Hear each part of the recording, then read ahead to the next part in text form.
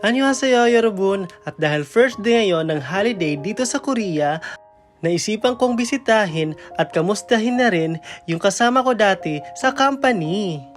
At nagulat ako dahil marami pa rin siyang pananim.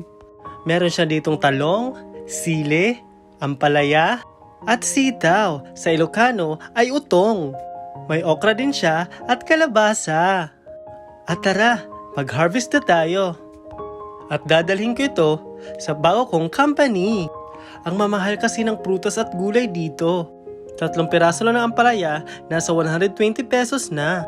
At ayan na nga, nilagay na namin sa box dahil dadalhin ko na to sa bagong company ko. Nasa 3 hours ang biyahe natin, kaya aayusin natin ang paglagay para hindi malamog. At ayan na nga yung dati kong kasama. At ihahatid na ako sa terminal. At nasa terminal na nga tayo.